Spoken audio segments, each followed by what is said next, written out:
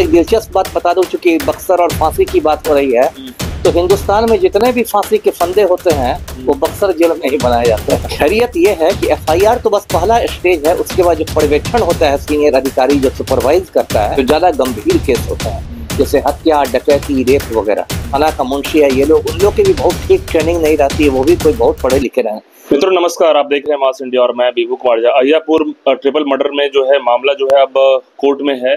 Surrender आरोपी जो मुख्य 3 आरोपी सरेंडर कर गया। उसके बाद अब सवाल उठता है कि एफआईआर की कॉपी जब हम बात करें, कई वकील से बात हुई तो कई वकील ने कहा कि एफआईआर कॉपी ठीक नहीं है, इससे जो है अभियुक्तों को लाभ मिल जाएगा। इस पर में पूर्व आईपीएस ऑफिसर अमिताभ दास से जानेंगे कि एफआईआर का कितना इंपॉर्टेंस होता है और इसमें जो कमियां हैं वो क्या वाकई में कमियां हैं, या कमियां हैं तो उसे ठीक किया जा सकता है, या कमी है इस तरीके से हो तो जो लाइव मर्डर है वीडियोस में आया है तो उससे क्या अभियुक्त को क्या हो पाएगा। सर स्वागत है सबसे पहले। जी धन्यवाद आपका, थैंक यू। सर सवाल यही आ रहा है कि इनसे अभियुक्तों को लाभ मिलेगा? नहीं, वही मैं बता दूं, पहले दर्शकों को इसमें बता दूं संक्षेप में। ये मामला है, ये बक्सर जिला है। बक्सर जिला में राजपुर थाना क्षेत्र है और राजपुर थाना क्षेत्र में ये अहियापुर की घटना भी हाल की ही घटना है और उसमें 5-6 लोगों को गोलियां मारी गई, जिसमें 3 की तो मौत हो गई, एक का पैर काटना पड़ा। एक बहुत लोमहर्षक घटना है, बहुत हंगामा हुआ है। 3 प्रमुख अभियुक्तों ने इसमें आत्मसमर्पण कर दिया है, जेल चले गए हैं। मतलब अब तक टोटल यही मतलब इसके मुख्य बिंदु है। अब कुछ लोग कह रहे हैं कि ये जो एफआईआर हुआ है उसमें मतलब कुछ त्रुटियां हैं, कमियां हैं और इसका मतलब फायदा मिल जाएगा अभियुक्तों को। अब इसमें मैं आपको कानूनी स्थिति स्पष्ट करता हूँ। एफआईआर क्या होता है? एफआईआर का मतलब फर्स्ट इंफॉर्मेशन रिपोर्ट है ना, जिसको हिंदी में प्राथमिकी कहते हैं। तो ठीक है, एफआईआर केस का आधार होता है, इसमें शक नहीं है, लेकिन एफआईआर के बाद भी बहुत प्रक्रिया होती है। अब जैसे ये एफआईआर हुआ, ये तो गंभीर केस है, हत्याकांड है, तो तो इसमें मिनिमम जो एक तो आयोग बनाया गया होगा, अनुसंधानकर्ता कहते हैं। उसके बाद इस तरह के जो केस होते हैं, देखिए मैं दर्शकों को बताता हूँ, 2 तरह के केस होते हैं थाना में, एक एसआर केस, एक non SR case. SR case मतलब स्पेशल रिपोर्ट वाले केस जो ज्यादा गंभीर केस होते हैं, जैसे हत्या, डकैती, रेप वगैरह।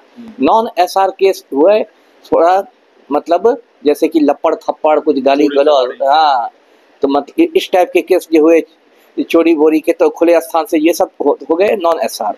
तो जितने भी एसआर केस होते हैं उनका सुपरविजन जो होता है, पर्यवेक्षण जो होता है, वो कम से कम डीएसपी रैंक का ऑफिसर करता है। और कई मामलों में, जैसे ये तो बहुत महत्वपूर्ण मामला है, इसलिए मुझे पूरी संभावना है कि खुद एसपी बक्सर इसका पर्यवेक्षण करेंगे, सुपरविजन करेंगे। पर्यवेक्षण का क्या मतलब होता है कि जो पर्यवेक्षण करेगा, मान लीजिए एसपी पर्यवेक्षण करते हैं तो वो घटना स्थल पर जाएंगे, पीओ पर जाएंगे, प्लेस ऑफ अकरेंस पर जाएंगे, वो गवाहों के बयान लेंगे और ये सब, और उसके बाद फिर वो एक रिपोर्ट 2 कहते हैं, रिपोर्ट 2 निकालते हैं। उसमें बहुत सारे आपको इंस्ट्रक्शंस देंगे आईओ के लिए कि और क्या क्या करना है, किस किस बिंदु पर काम करना है। इसी बीच जो है आईओ केस डायरी लिखता रहेगा, कांड दैनिकी लिखता रहेगा। मेरे कहने का ये मतलब कि मान लीजिए 1 मिनट के लिए कि एफआईआर में कोई त्रुटियां हैं, तो उसको 1 मिनट में जरा भी यदि ढंग का डीएसपी और एसपी रहेगा, जो उम्मीद करते हैं कि होगा, जो लोग इतने पढ़ लिखे आते हैं, वो 1 मिनट में सुपरविजन के स्टेज में, पर्यवेक्षण के स्टेज में उन त्रुटियों को दूर कर देंगे।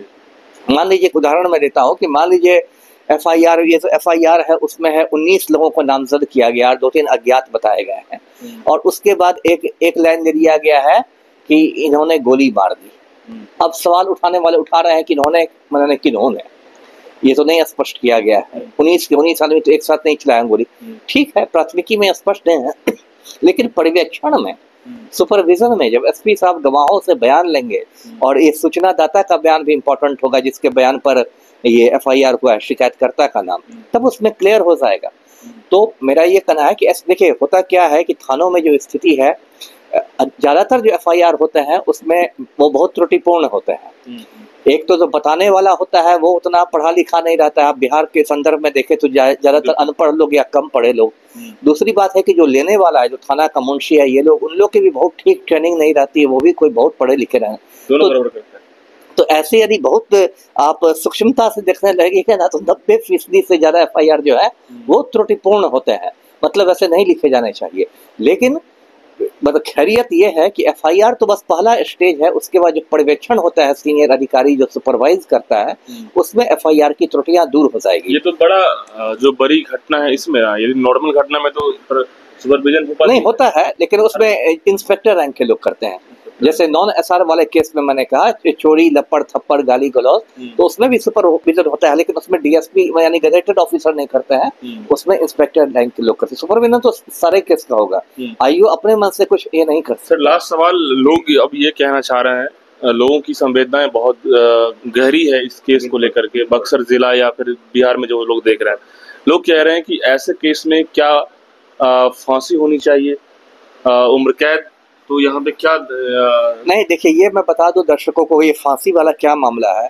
देखिए कुछ देश हैं वहाँ तो बहुत आराम से फांसी दी जाती है, बात बात पर फांसी दी जाती है। जैसे ईरान में तो आप देखिएगा एक साल में मुझे लगता है 100-200 फांसी जब तक नहीं पड़ती है तो लगता है वहाँ अदालतों को चैन ही नहीं मिलता है वहाँ तो बहुत। लेकिन हमारे देश में भारत में जो मृत्यु दंड का तो प्रावधान है, लेकिन जो फांसी की सजा होती है वो दुर्लभतम मामलों में दी जाती है, दुर्लभ भी नहीं दुर्लभतम, जिसको इंग्लिश में कहते हैं rarest of the rare cases में फांसी की सजा दी जाती है।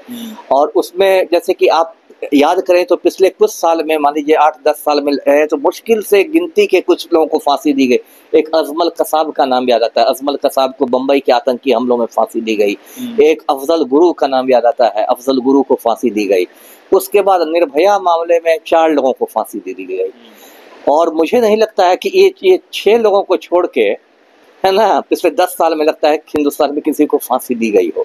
तो भारत का जो न्यायालय होता है वो बहुत ही ज्यादा मतलब इसमें कड़ा है। इसे ज्यादातर हत्याकांड में भी वो उम्र कैद देता है। जैसे आनंद मोहन ने जो कृष्णैया साहब का खून कर दिया था गोपालगंज के डीएम का, तो पटना हाई कोर्ट ने उसको फांसी की सजा दी थी, लेकिन सुप्रीम कोर्ट ने उसको उम्र कैद में तब्दील कर दिया। तो इस वजह से फांसी की सजा इसमें भी बहुत कम है। ऐसे एक दिलचस्प बात बता दूं, चूंकि बक्सर और फांसी की बात हो रही है, तो हिंदुस्तान में जितने भी फांसी के फंदे होते हैं वो बक्सर जेल में ही बनाए जाते हैं। अच्छा, ये बात बहुत लोगों को नहीं मालूम है। अभी भी सर? अभी भी बक्सर के जेल में बनाए जाते हैं कैदियों के द्वारा। ये एक मेरी किताब है बिहार पर लिट्टी चोखा.com, उसमें भी मैंने जिक्र किया है। क्या ऐसा है सर? ये अंग्रेजों के जमाने से आप एक कर लीजिए, अंग्रेजों के जमाने से होता है, क्योंकि वो जो फंदा होता है उसमें भी कलाकारी है, हर कोई वैसा नहीं फंदा बना पाएगा। और अंग्रेजों के जमाने बक्सर जेल में बता दूं, मैं खुद बक्सर का एसपी रह चुका हूँ, मुझे 1-2 बार जेल में किसी मामले को देखने में जाने का मौका मिला था।